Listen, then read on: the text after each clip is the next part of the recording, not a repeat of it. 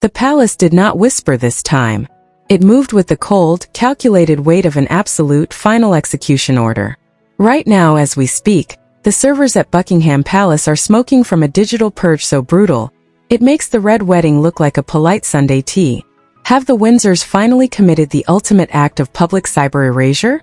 Is this the absolute point of no return for the rogue royals of Montecito?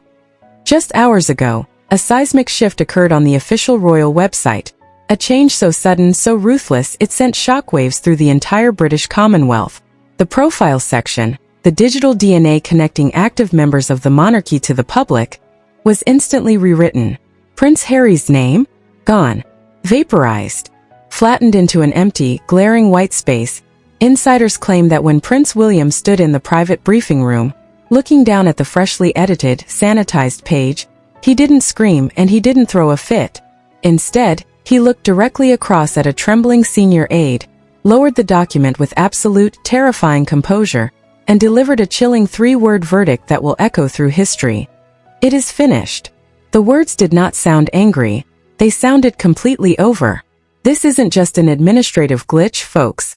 This is a calculated public severing of bloodlines disguised as a routine website update. Before we unmask the real shadowy power player who pushed this final confirmation through the palace machinery, you need to smash that subscribe button right now, turn on notifications and buckle up, because the monarchy just declared war on its own blood. William held the final confirmation in front of him, but he did not rush to speak. The prince lowered the page onto the table, and the senior aide across from him watched his face carefully because something in that room had shifted from family pain to royal command. The royal website's main family profile section, the official online page where the palace presents active and connected members of the family to the public, had changed. Harry was no longer there in the way he once had been. The removal was clean, quiet, and completely brutal. For years, the palace had tolerated the public interviews, the Netflix documentaries, the tell-all books, and the endless stream of Hollywood gossip pouring out of California. They had ignored the complaints about freezing rooms and small cottages, treating the drama like an annoying fly buzzing around a centuries-old crown. But this digital deletion was different. It was an institutional execution carried out with the click of a mouse at 3 o'clock in the morning, long before the British public had even poured their first cup of tea. It was a calculated message sent directly from the future king himself. This was the moment the monarchy decided that patience was a luxury they could no longer afford. For months, the public had been fed rumors of a reconciliation, with tabloid commentators claiming that secret letters were being exchanged, and that a summer visit to Balmoral was on the horizon. This update shredded that entire narrative into pieces, leaving the media scrambling to figure out how a simple website refresh could carry the weight of a declaration of war.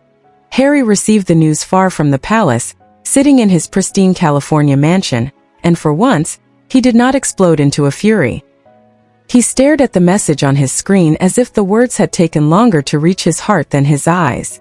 The man who had once walked through royal doors by birthright, flanked by heavy security and cheered by millions, now saw his entire life's legacy reduced to an empty, white space on a government-hosted domain. The palace was not arguing anymore. They were not releasing vague, polite statements saying that recollections may vary. They were drawing a hard, unyielding line in the sand, and they were doing it in front of the entire world. Meghan was not in the room yet when the realization hit him. This specific wound belonged to him alone. It was the realization that the institution which had raised him, protected him, and given him his identity had officially moved on without him. The machinery of the crown had ground him out of its system, treating him not as a beloved son or a legendary combat veteran, but as a piece of outdated software that needed to be permanently uninstalled from the royal mainframe. The sheer coldness of the move was what made it so staggering.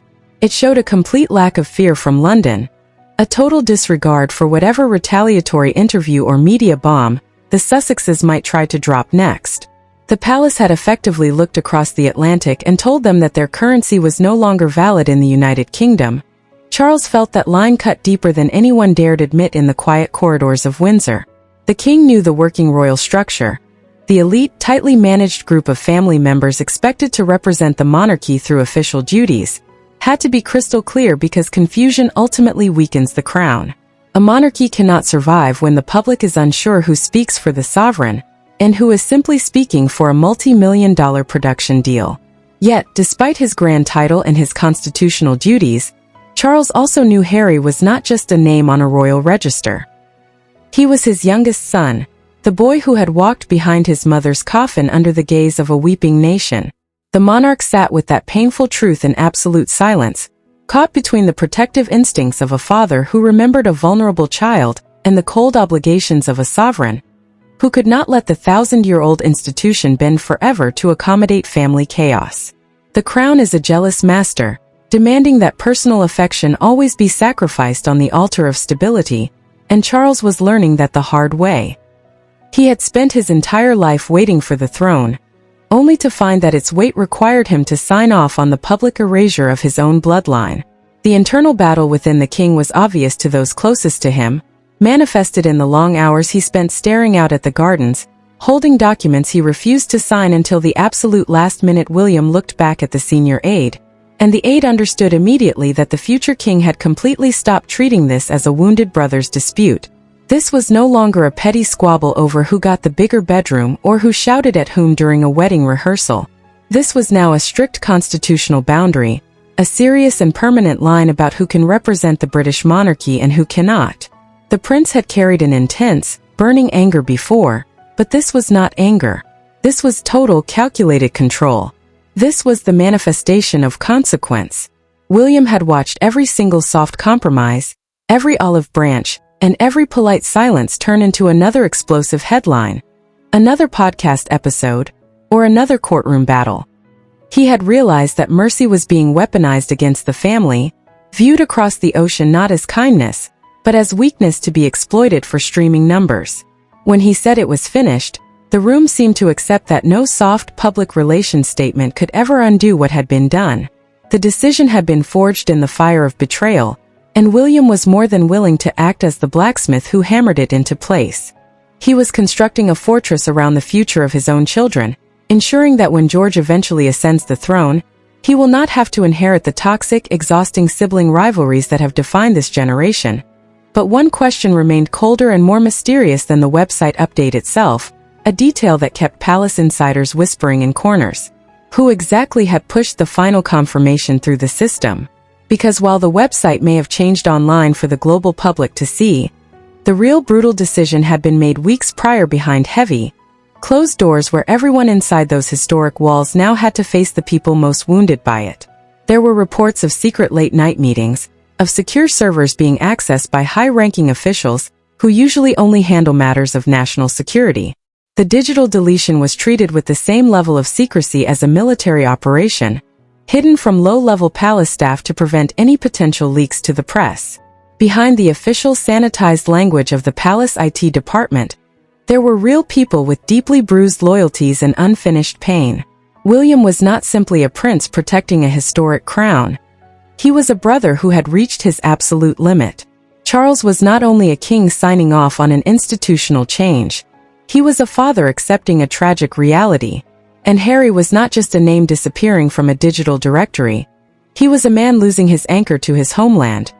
The true origin of this sudden, ruthless escalation dates back to a moment that the public was never supposed to find out about, an event that took place away from the cameras and the cheering crowds. It occurred during a private Windsor reception months earlier, a gathering that was meant to be a quiet celebration of palace restoration work. The atmosphere was supposed to be polite, filled with wealthy donors and distinguished guests, admiring the preservation of royal history. But beneath the clinking champagne glasses and the soft orchestral music, a storm was brewing.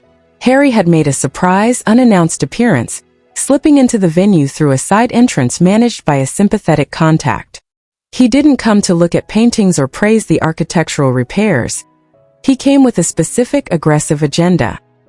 He caught William near the large drawing room doors, away from the main crowd, where the shadows of the ancient palace provided a brief moment of privacy. What followed was not a heartwarming reunion between two estranged brothers, but a sharp, venomous exchange that exposed the deep, unrepairable rot at the center of their relationship. Harry didn't speak with the tone of someone looking for a peaceful resolution. He spoke with the intense bitterness of a man who believed he had been entirely robbed of his birthright. He began challenging William directly over the future roles of the younger generation of royals, demanding to know why his own children were being